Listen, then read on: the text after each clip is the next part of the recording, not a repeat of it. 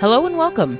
The Purdue Institute for the Study of the Iranian World welcomes you to another episode of our podcast, Legacies of Ancient Persia. Join us as we further explore the many legacies of ancient Persia and its relevance to global patrimony.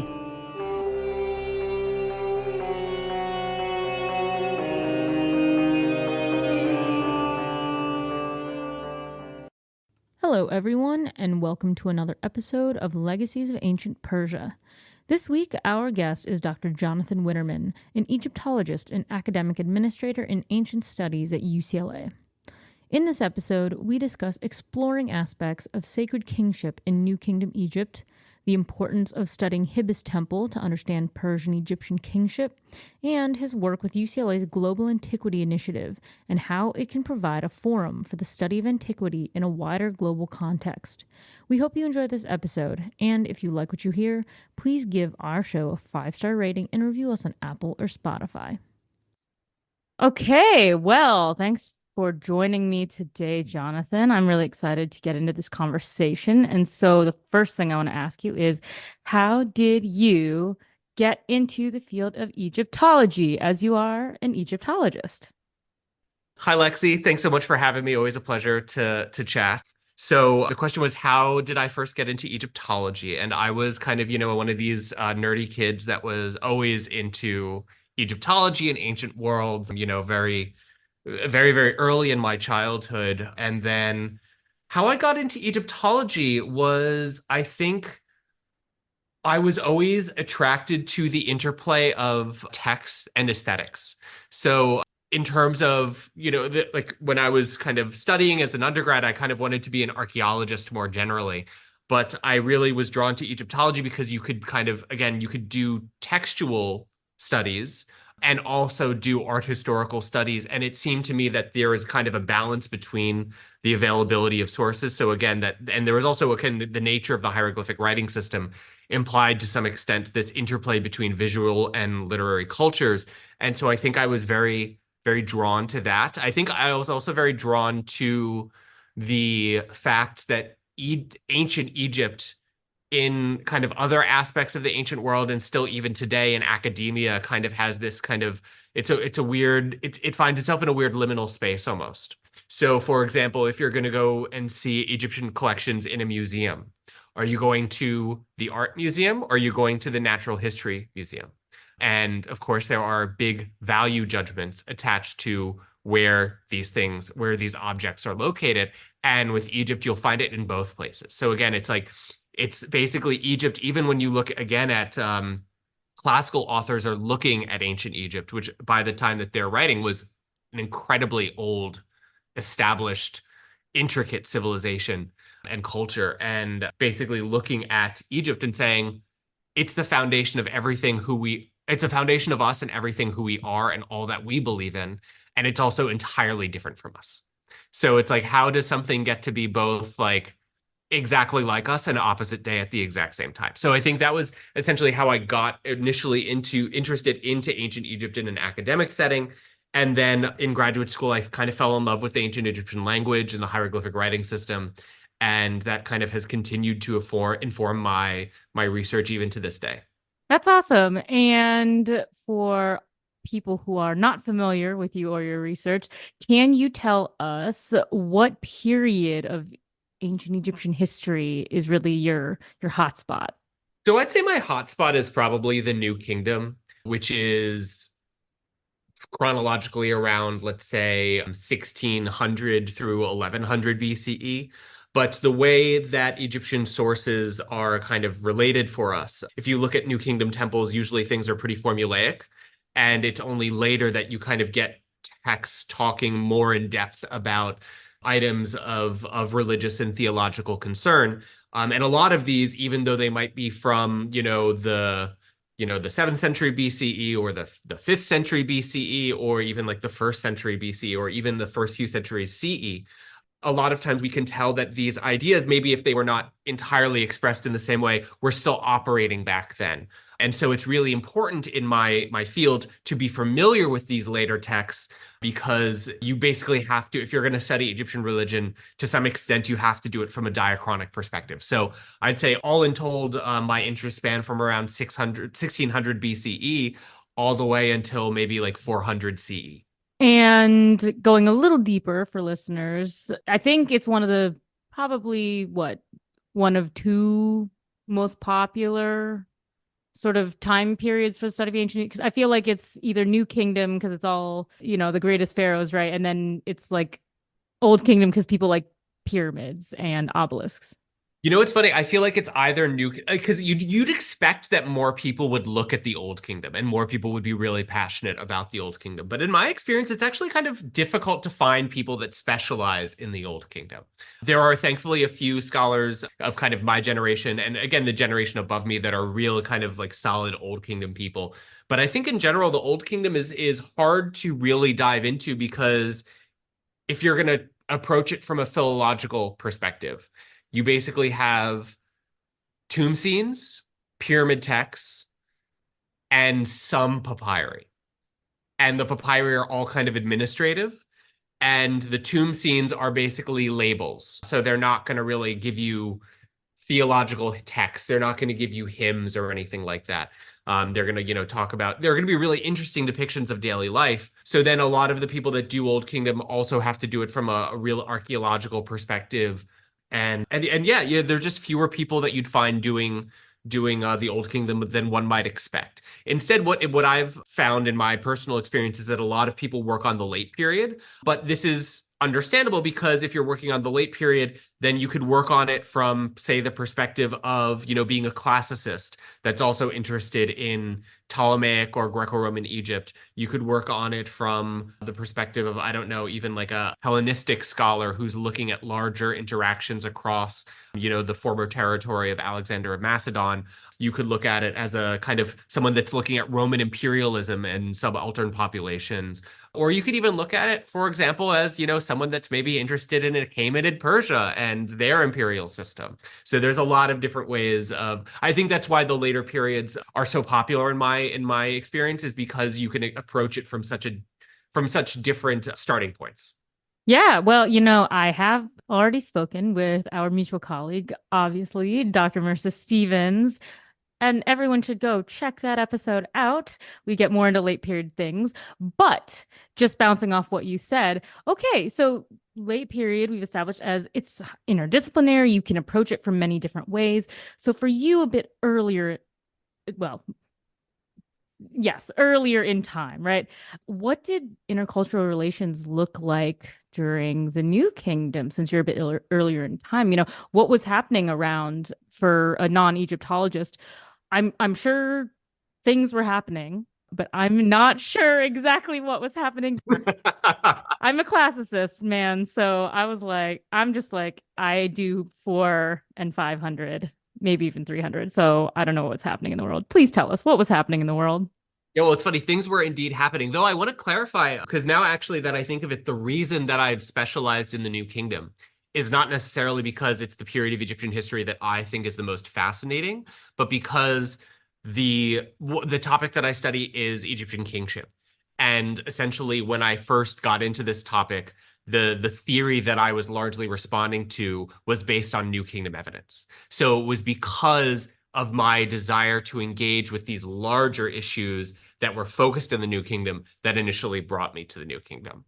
But in terms of kind of what was going on in terms of intercultural exchanges during the New Kingdom, we know that this is a period of rather intense international exchange, but also I'd say international exchange that is done at least to some extent through a kind of state apparatus, through an authoritarian state apparatus. So this is the period that Mario Liverani has called the era of the great powers clubs, where essentially you have, the Egyptian state, the state of Mitanni, Babylonia, Elam, and then also the rising power of Hatti that are kind of all, and Assyria as well, that are all kind of writing to each other. All the kings address each other as brother.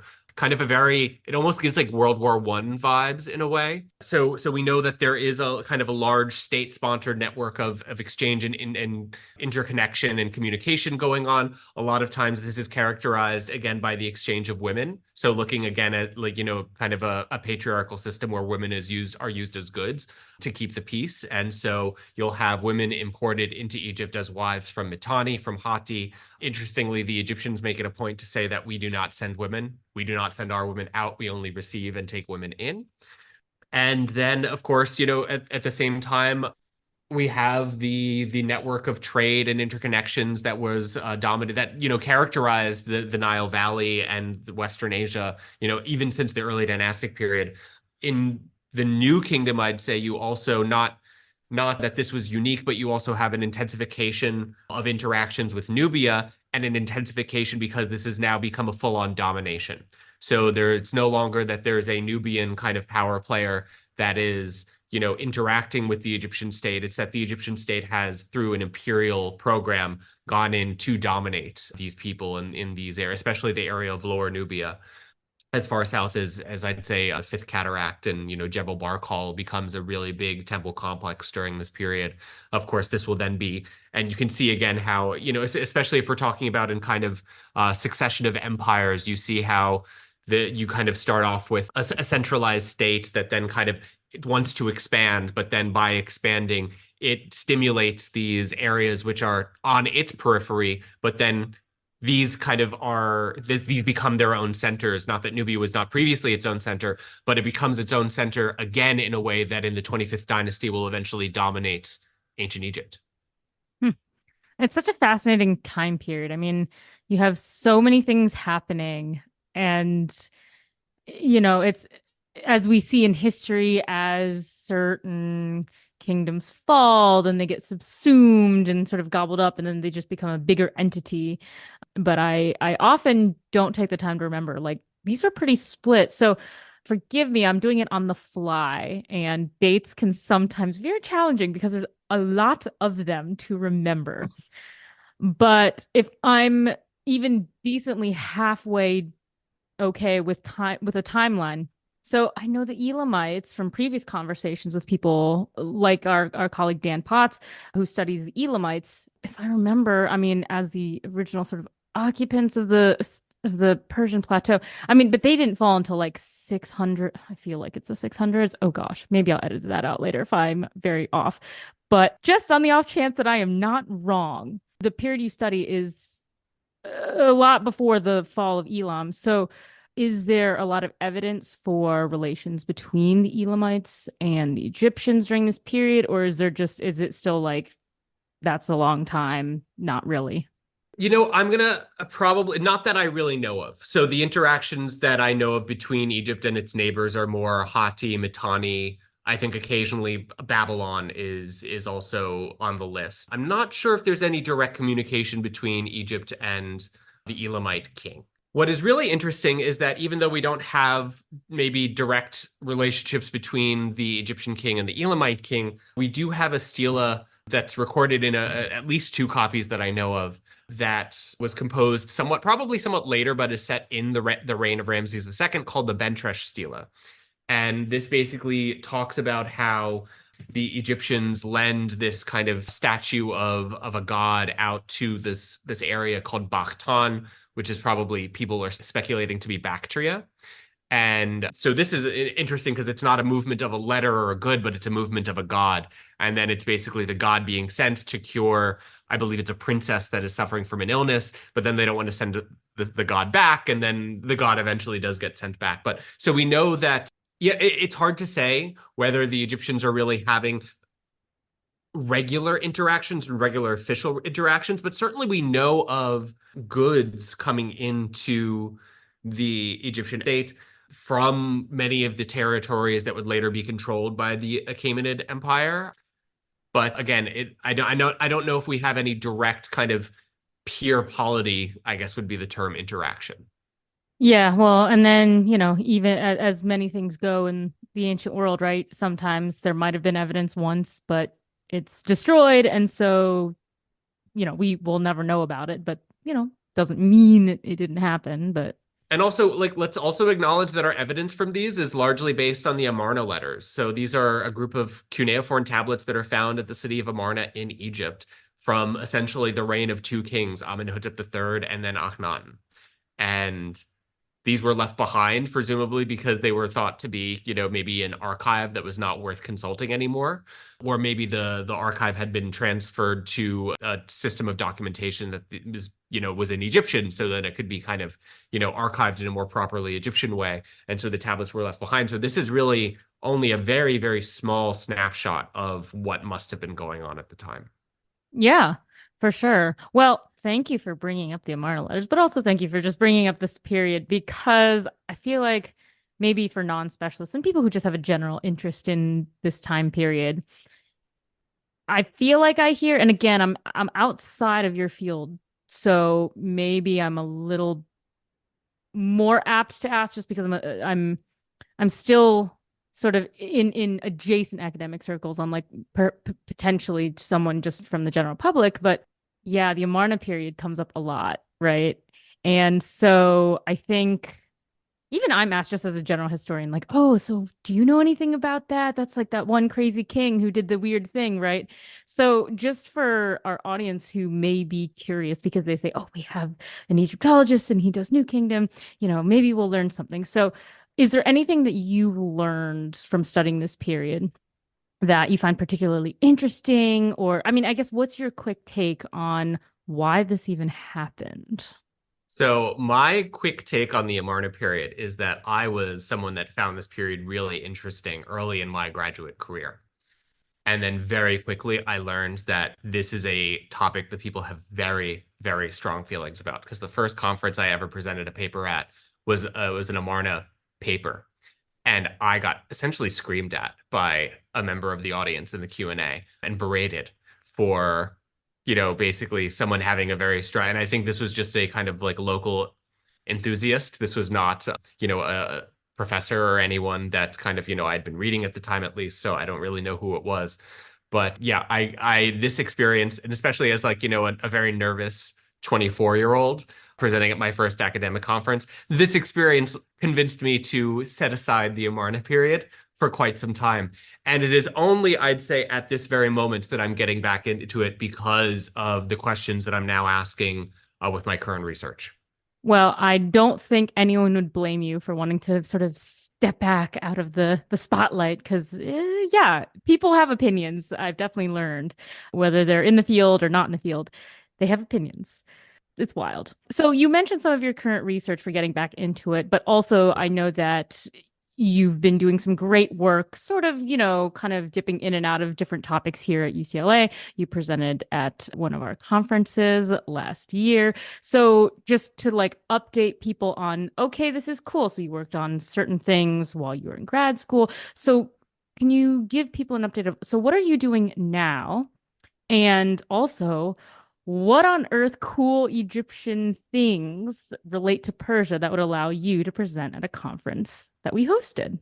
Very cool. Yeah, no, and it's funny because actually, as you were asking this question, I was like, oh, I actually have a nice story that ties all of these things together, which I was quite surprised at. But so perhaps I'll start just kind of with my initial research and how it's evolved over the years, and then move on to its connections to ancient Persia. So my research has always been focused on sacred kingship. And initially, it was focused on this one Egyptological theory of kingship that purported to separate the divine king. And again, so it approached the problem of sacred kingship as a problem, saying, well, how is it possible to have a god on earth? And it basically said that, oh, well, the way that the Egyptians did it was to neatly resolve the human nature of the king and the divine nature of the king. So essentially that you had the king was born as a human like any other, but when, he became king, when he sat on the throne, then all of a sudden he was kind of possessed by this special spirit. It was to use a kind of a term of Egyptian religion, a Ka spirit. And that this Ka spirit represented the divine office of kingship, and that this then made him divine. And that once he died, then this kind of left his body. He became human again and went to the next king. And this sounds so lovely, doesn't it? And basically, I argued that this couldn't be more wrong. It's a really good idea. It's a really great idea. It's an ingenious idea. So no disrespect to the scholar who initially proposed it, and also the scholars that have followed it. But I think what I'm doing these days is I'm looking at divine kingship not as something that should be neat and clean, but something that by its nature needs to be messy, needs to be unresolved, needs to be unresolvable.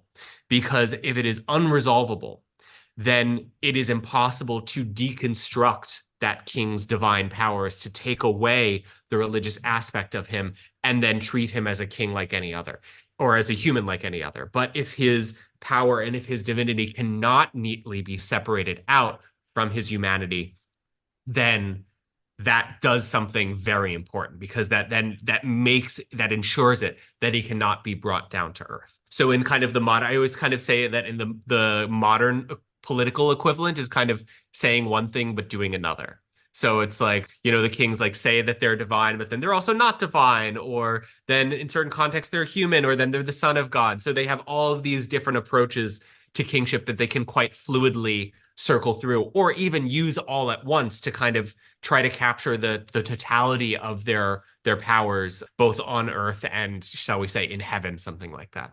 So that's kind of that was the initial thing that got me into sacred kingship and the focus of what my dissertation work was. Now, essentially, to look at this from the kind of an updated perspective, and the perspective of kind of messiness that I just talked to you about, what I'm really interested in is trying to look at sacred kingship not through lenses of human versus divine natures, but to find new interpretive methods that will tell us something about how power was constructed. And ideally, that will tell us something about how power was constructed, not only for ancient systems of kingship, but also for, modern states today, if we can maybe make a stretch and go that far. And so one of the things that I've landed on has been the difference between visible and invisible conceptions of power. So in Egypt, actually, we have a very nice representation of this kind of squished into one, which is the king of the gods, Amun-Ra. Amun, his name means to be hidden. Ra is the visible sun. So again, you have this kind of hiddenness and this revealedness that kind of come together to kind of create this totality of power. So I'm looking at now viewing Egyptian kingship through this lens, looking, for example, during the Amarna period, how Akhenaten changes this, how the pharaohs that come after him change this. And one of the means that I've been using to do this has been to look at a series of what are called cryptographic or enigmatic texts that are paired with standard hieroglyphic inscriptions. And so there's basically, what this means is that there are two parallel texts, usually on different sides of buildings. One of them will be a normal hieroglyphic text that, you could read after taking 2 years of intro to hieroglyphs kind of thing. And then the other is this text that's written with all these divine icons and processions of deities, and just looks really cool, but really weird. And these texts are a real challenge to read, because they basically use a variety of different strategies to create phonetic meaning, not necessarily so they are kind of using these visual puns to create additional layers of meaning, but still the way that the writing system works still needs to be based on kind of phonetic equivalence between these more elaborate hieroglyphs and then kind of standard hieroglyphic repertoire. And so that's what I've been really focusing on. And these are fun because these are really fun to translate. They're really difficult to translate, but they're fun to translate. And so I've been looking at a group of 3 of these paired texts. The first that dates to the New Kingdom in the reign of Ramses II.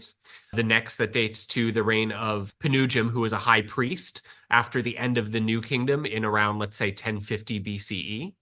And then the last one dates to the reign of Darius, the Achaemenid king, when he was ruling Egypt as pharaoh, and is found at the Temple of Hibis in Egypt. So this is kind of one of the ways that now my research directly engages with ancient Persia, because I'm looking at, well, how did Darius then, as a foreign Persian king who had his own religious traditions, how did he insert himself into this hidden and revealed, kind of these hidden and revealed Egyptian conceptions of kingship?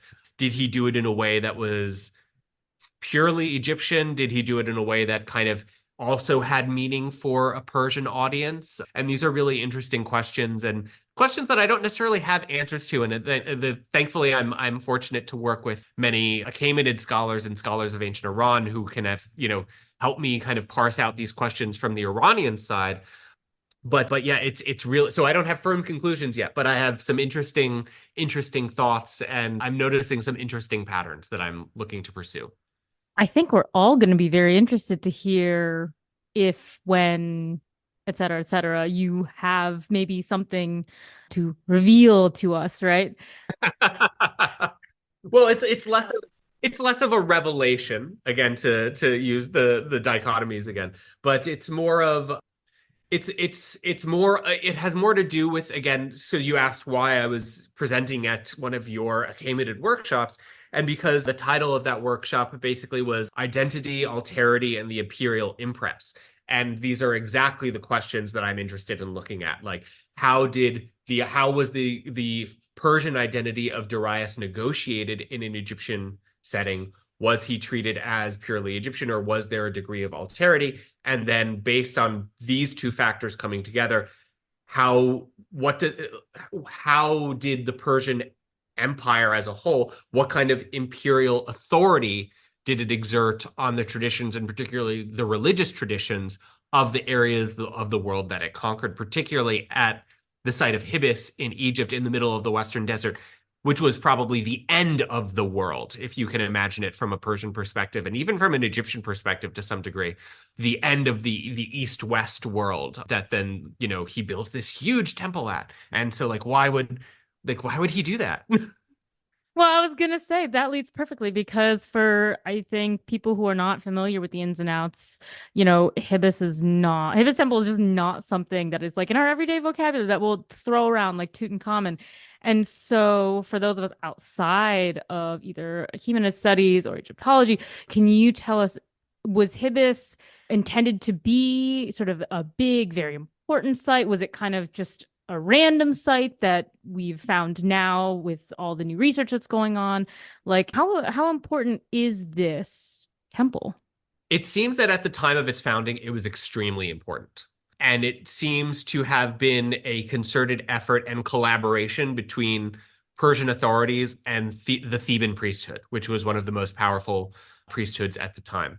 Whether this was a means to kind of take away power from the Theban priesthood, I'm not convinced at, but that's a possibility by removing it from its traditional power center and putting it in the middle of nowhere. But it does seem these priests, that the Theban priests that kind of partook in this project, seem to have been generally enticed or sufficiently coerced to have gone out there and done this.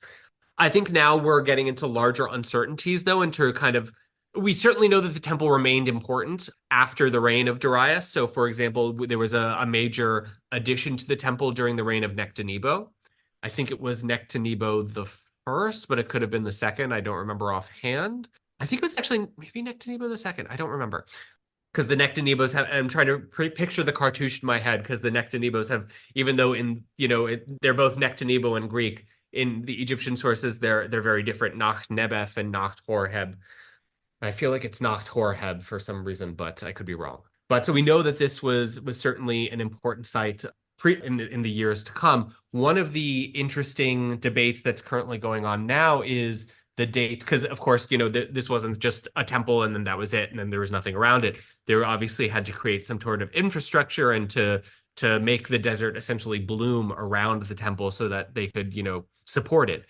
And one of the traditional narratives was that they did this through the construction of qanats. So these, again, what is traditionally understood to be an Iranian kind of irrigation technique, where essentially you bring water from a higher level by drilling these kind of underground tunnels to kind of, again, bring water to a new area. Though I think there's been some discussion lately that says, oh no, these might be actually later than the Achaemenid period. I will leave these to people more knowledgeable about archaeology and water, the hydrology, shall we say, to decide. But certainly that, and we know that there was, and we also, I should say, know that in terms of the longue durée of Egyptian history, the late period began a marked increase in the importance of the oases as a whole to the Nile Valley. I mean, I think it's a fascinating journey just hearing about, this was a site. It was supposed to be important. They did several things. It's a site that is subject of what do I want to say? Intense discussion? No, that doesn't feel right. I mean, okay, let's go with that. It's fascinating to think because I don't think if you just told me, oh, there's a Egyptian temple in Hibis, I don't think I would have at all been like, oh, yes, it has connections to Persia. It has connections to anything else. I think I would have just been like, oh, yeah, that's just some Egyptian place, right? It's fascinating. Well, and especially with the whole idea of making the desert bloom, certainly makes it seem possible that this could have been, from the Achaemenid imagination, envisioned as some sort of establishment of a paradise in some way, shape, or form. So there's another potential connection with Iranian religion. Who would have known the things we learn? I don't know about you, but I've definitely felt like I've learned a lot being around amazing scholars here at UCLA, definitely doing things with Portavood. But also, we do have other forms of bringing together this sort of multicultural aspect. And so I know you do some work here at UCLA with the Global Antiquity Initiative. And I'm hoping that you can sort of explain it better for our audience, but just to sort of get us going into it from what I've seen sort of working and adjacent to it, right, is that it is meant to be a much larger entity that brings together the sort of interdisciplinary strands from all these sort of adjacent places, but brings together a forum to study the ancient world kind of and start to put the proper context kind of in place. So I'm hoping you can tell our audience what this is, and then hopefully I'll be able to then figure out a way to tell our audience how Portavood fits into this larger puzzle, as I guess I would call it. Yeah, no, it's a really good question. And I, probably it should be one that I hopefully have a good answer to, considering that I spend most of my time these days, conceiving of and help facilitating the programming for global antiquity. But I think a good place to start is that when I first came to UCLA, right out of graduate school, so this is when I really had my Egyptological blinders on, when I was really, a really hardcore Egyptologist. Not that I'm not anymore, but when you're kind of, coming out of that environment and really, that's your entire world.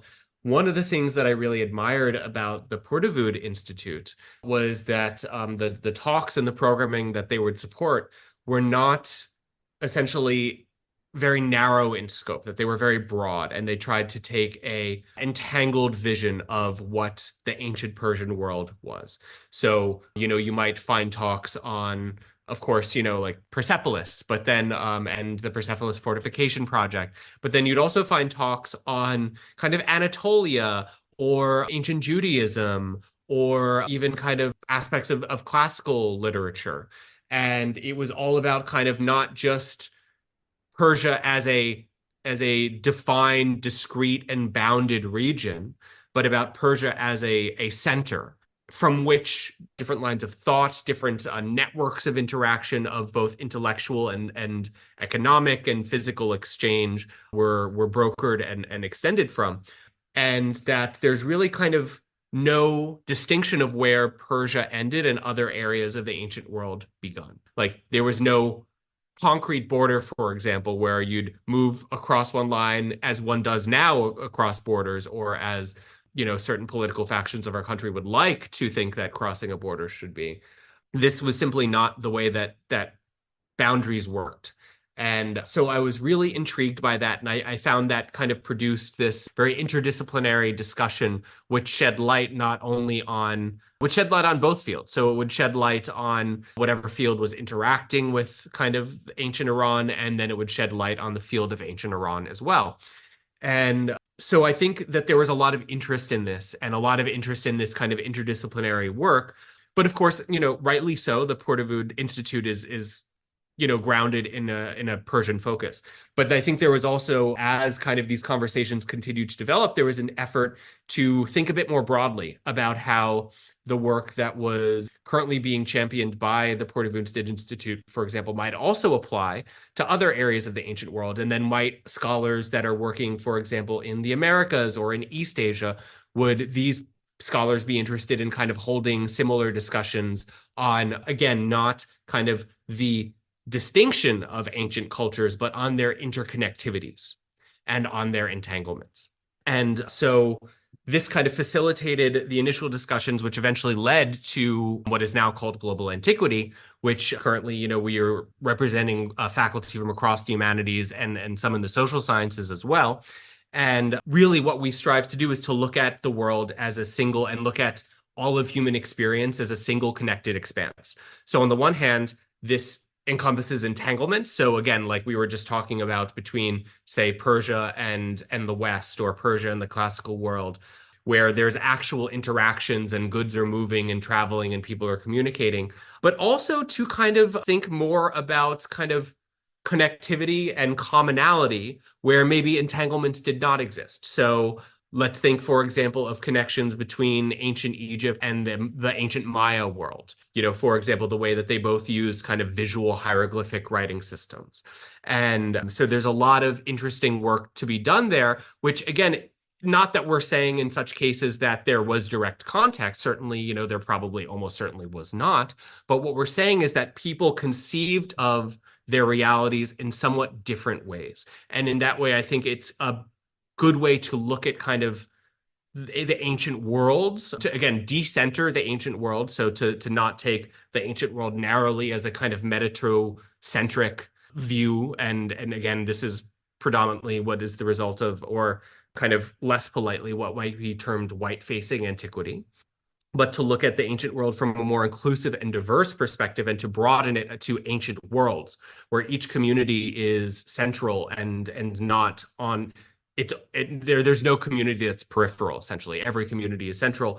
Every community has its own notion of identities in the plural and is connected to the communities that surround it, and also has commonalities and is dealing with similar human experiences as even peoples across the globe that they might not ever have had the chance to talk to, let alone, kind of down the line trade, exchanged anything with. So that's kind of the basic philosophy of global antiquity. But then also another kind of key aspect of it is to, if we're looking so much on this interconnectivity and how it is really these interconnections that not only strengthen, but also create culture, that allow innovation, create the flourishing of human cultures, communities, and the human experience, then to apply this and think about how this might inform our lives in the present as well.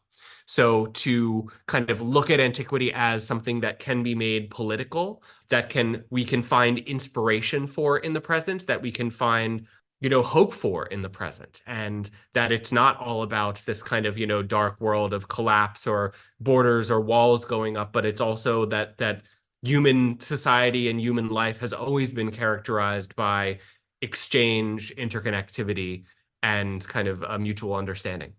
Yeah, I think that's awesome. Now, I think one of the questions that, were I not familiar with how UCLA does things, I think one of the first questions I'd ask is, okay, this is a great initiative. It sounds amazing to bring so many different ancient cultures together and show that even if they haven't had direct contact, they might have had similar ideas. But essentially, so it's a great idea, but how in practicality does this work? I guess just as a casual listener, right? As a history fan, and I would say this is great. I want to learn more, but how do you do that? So what types of programming do you sort of envision, and how much buy-in or help or participation can different areas of the ancient fields contribute to? So basically, is it departments working together? Is it centers and institutes working together? So how do you figure out the programming for people who are curious to learn? Well, that's a great question, because I guess the main point that I'd make is that I alone am not equipped to figure out the programming. This has to be a collaborative effort. So currently, what we try to be, of course, as inclusive as possible, but currently we have around 12 faculty members, or I think it might be up to 14 faculty members that are on our board. And these are faculty that represent many areas of the globe. And we are essentially trying to we cannot engage in such, because this is also a speculative endeavor. We are entering new territory here. We are creating essentially a new field of humanistic discourse that's grounded in the ancient past. And this cannot be done in necessarily a linear fashion, and it cannot be done in an independent fashion.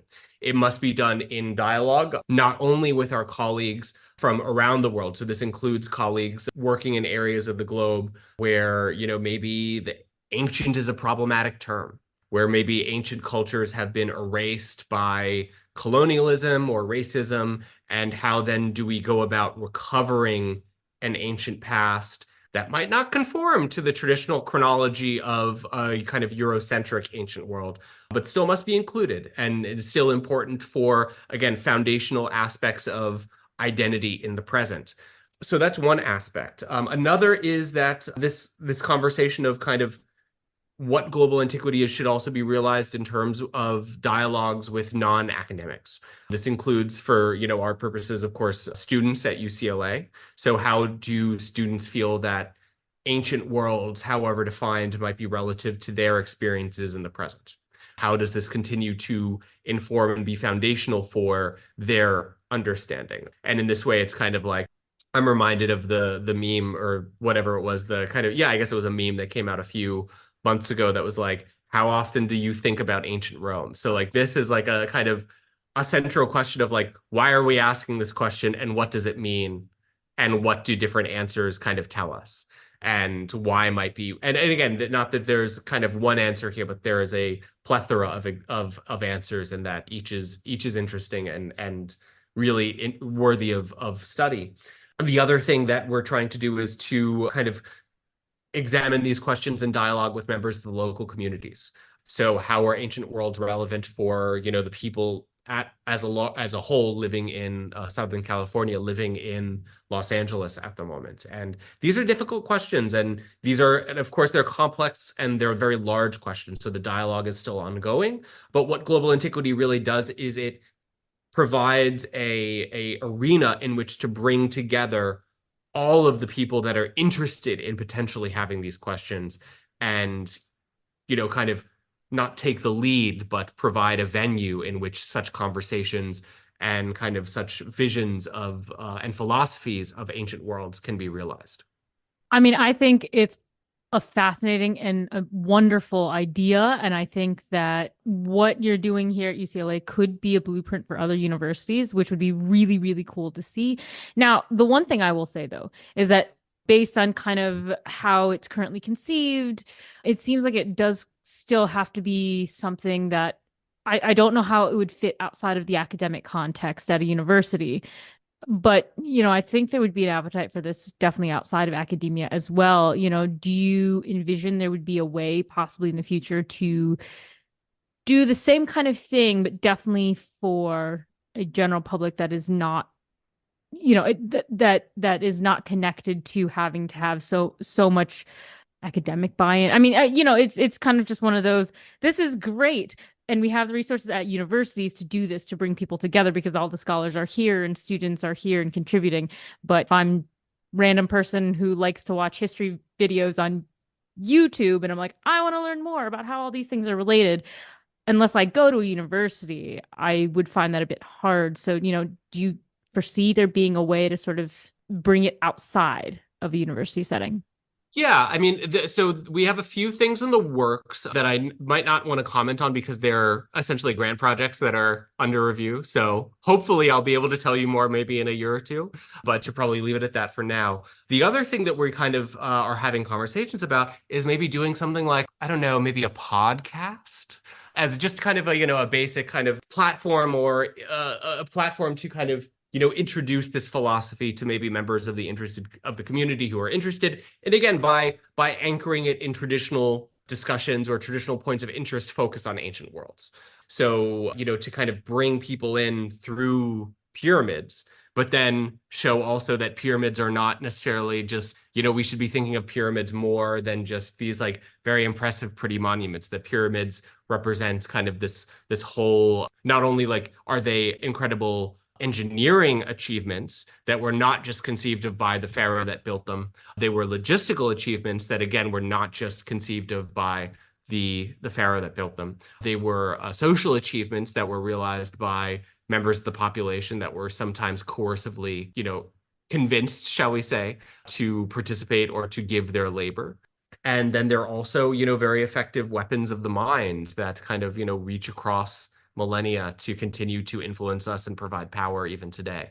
So there's ways of kind of starting out with kind of traditional touchstones, but then kind of complicating our narrative and or expanding it or making it more inclusive and make it more equitable. So this is something that I'd like to see happen. I should also stress for our viewers that we are in our not we have not even been around for 2 whole years, so we have things in the works. But right now I should also stress that it's also only just me, so it's me and the board. So I'm doing as much as I can, but as every new endeavor is, it's always a bit one must pick and choose the battles at first because there's only so much energy to be spent. Definitely. I think most people will definitely understand that. And again, yeah, with new things take time. What is it? Gosh, I know I've heard it somewhere. I'm probably going to grossly misquote it, but that's how I learned it, through a misquotation. So I'm very sorry to whoever said it. But the whole Rome wasn't built in a day, but then someone said, I think it was brick by brick, my citizens. I don't remember. Maybe that's a movie quote. Maybe I'm totally off and I don't remember. But you know what? That's how I choose to see initiatives like this, where they're not built in a day. We do have to build them brick by brick. So I think that this is really exciting. I personally, as someone who is at UCLA, I can't wait to see what it turns into. And I'm really excited for the general public, because as things grow and build, I think more things will trickle out. And I do hope that there's eventually a podcast, potentially, perhaps, so that way people will have two great podcasts to listen to. They can listen to Legacies and whatever potential new show that you have created. And hopefully people will get more, more things that I can't possibly cover. We'll see. Yeah. Anyway, we've talked a lot about the cool initiatives that, you're working on with Global Antiquity. Now, I do want to kind of, just to sort of get us, start wrapping us up, I want to bring it a little more closer to home for you, which is, we have seen where you started by having you sort of talk about, where all of your research interests started. We've seen how you've expanded that. We've learned now about your connection to Achaemenid Persia. We've seen you expand into looking at Hibis Temple. And so I want to sort of ask, with the addition now and joining the Global Antiquity Initiative and stuff, how has that further expanded your own understanding and appreciation of the interconnectedness of the ancient world?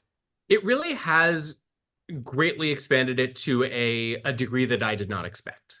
In particular, I'd say the most kind of, I don't know if this is the right term, but it feels, again, this is so small stakes for our listeners, but I'm going to still use it anyway. It feels the most radical, is to view research, and my research in particular, not as looking at the past, but more looking at the present and future at the same time. And that when we talk about ancient worlds, we're really not talking about the past. We're talking just as much about the present and the future as well. Because the way that we conceive of who we are today is so heavily based on who we think we were in the past or where we think we came from. And also this sets a trajectory for the future. So I think this is kind of the thing that Global Antiquity has really taught me to think about more than anything else.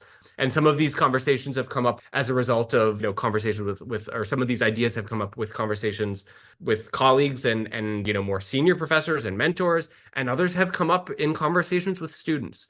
And I think that's kind of, again, that's one of the big values that I see in Global Antiquity, or kind of that I feel very inspired by its ability to kind of, again, unite these different academic generations and kind of forge perhaps a more radical path forward towards understanding the role that ancient worlds play in our lives. And the other thing is that when we think of interconnectivity, I think a lot of times we think of interconnectivity as, a geographical interconnectivity along trade routes. But interconnectivity can also be intellectual exchange, and even intellectual exchange, where no trade routes existed, or intellectual exchange in the modern age that then allows new connections to be seen. These can be interconnections across time and space in terms of how different communities are thinking about ancient worlds today and reimagining them and reclaiming them. And I think this is why antiquity is important. And I think that this is kind of and this has really led me to frame my research in kingship is it's not on kingship in the past, it's kingship in the present. It's how is authoritarianism rising today? Why is it rising? How does power sustain itself? How can it be challenged? How can it be, how can power itself be controlled? And when do systems break? When do they collapse? And why, when they do collapse, do things often just get worse? So all these kind of questions are questions that I've been inspired to pursue, largely because of my work with global antiquity, and then also largely because of the involvement that I've been able to have with the Portavoon Institute over the years. Well, I think this leaves us at a very lovely point. So, for fans of this show, they will know I ask each guest two final questions. Interested in learning more about the wonders of ancient Persia? Visit the UCLA Archaeological Gazetteer of Iran. The Gazetteer digitally preserves famous locations, World Heritage sites, and lesser known areas from all time periods of ancient Iranian history. You can explore using the interactive map or visit the encyclopedic catalog for updates to the ever-growing list of archaeological sites. Visit www.irangazetteer.ucla.edu and learn more about what the Archaeological Gazetteer of Iran has to offer.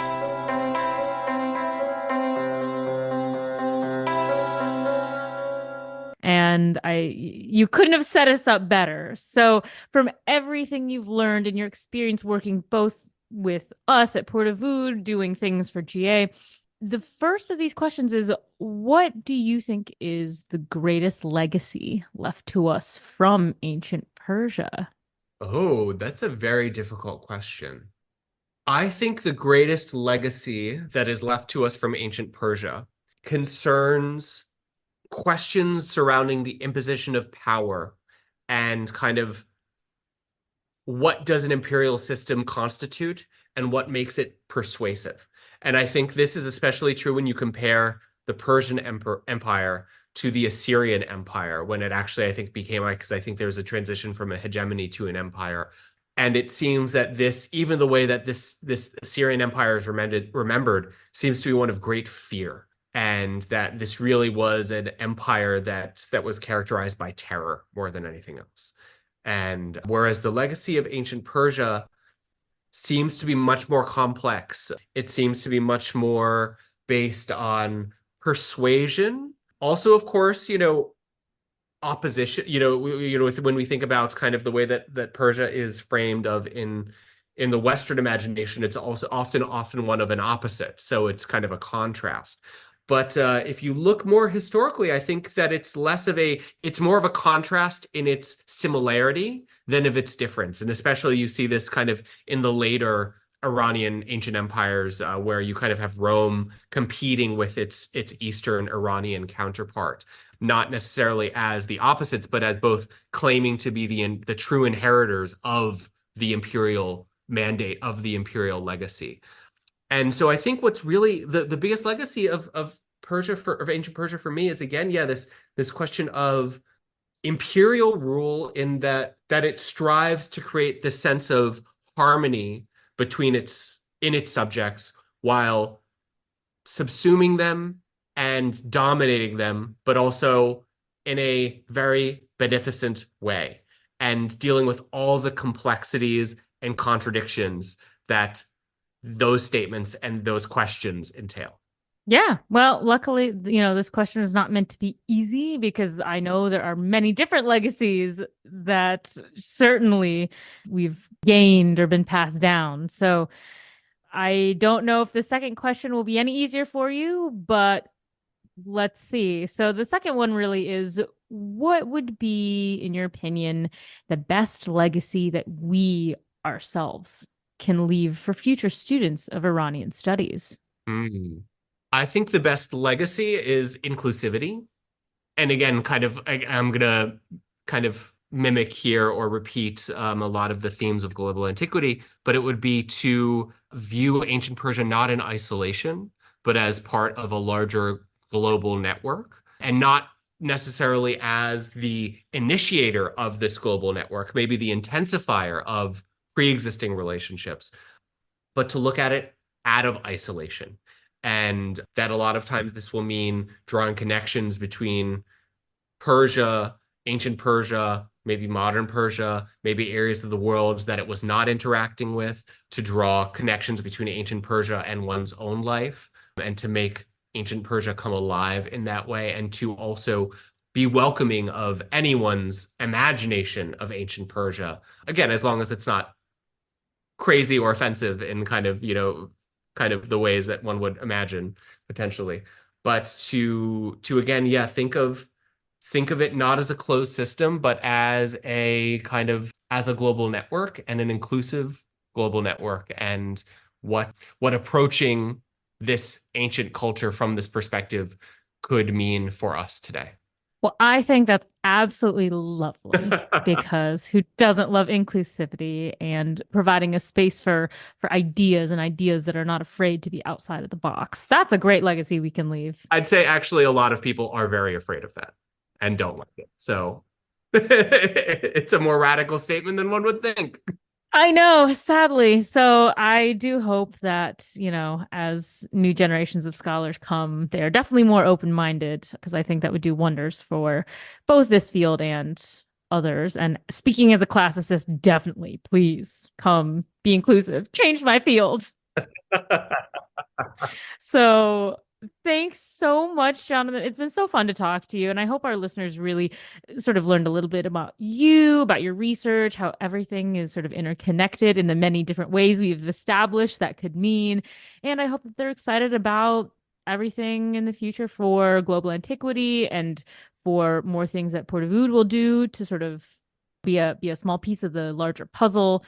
And I hope that people will keep up with what you're doing. So in that vein, actually, the last thing I'm going to have you do is tell us, where can people find you, follow you, check out your research, read things, and just generally get updates.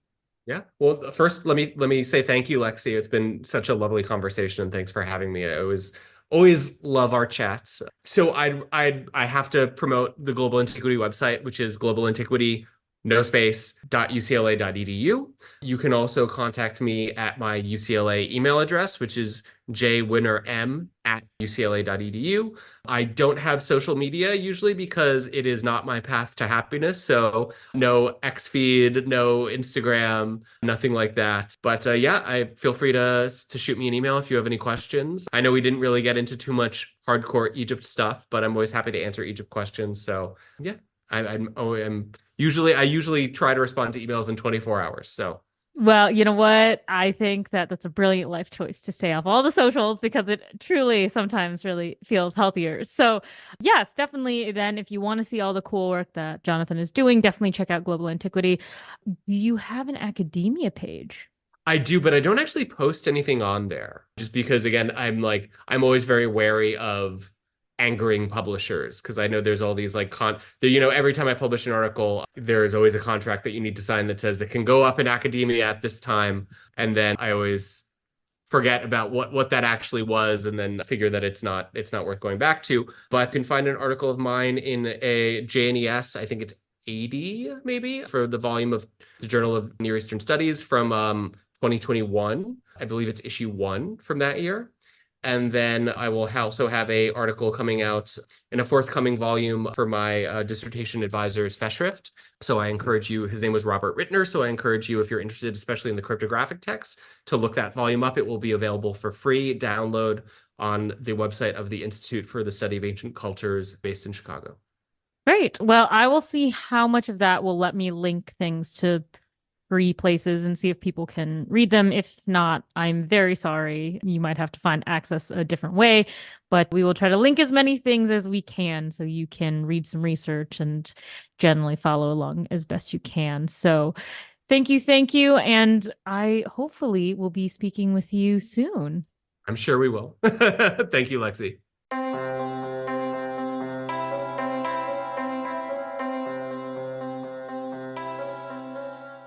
Legacies of Ancient Persia is a Port of Oud podcast production, hosted and edited by Lexi Henning, with select episodes co-hosted by Marissa Stevens. Cover art provided by Hadley Leesman and original music by Brent Arhart. Established in 2017 as the premier research center for the study of ancient Iran, the mission of the Port-Dawood Institute for the Study of the Iranian World is to engage in transformative research on all aspects of Iranian antiquity, including its reception in the medieval and modern periods, by expanding on the traditional domains of old Iranian studies and promoting cross-cultural and interdisciplinary scholarship. Thanks for listening to our show. It's available to stream on Apple, Spotify, or wherever you get your podcasts. Don't forget to follow us on social media at Port-Dawood Institute and at Port-Dawood UCLA, or visit our website portdawood.ucla.edu. If you enjoyed today's episode, please give us a 5-star rating and review us. For podcast inquiries or questions about the Port-Dawood Institute, please email us at portdawoodpodcastproduction@gmail.com. We'll see you next time as we continue our deep dive into the legacies of ancient Persia.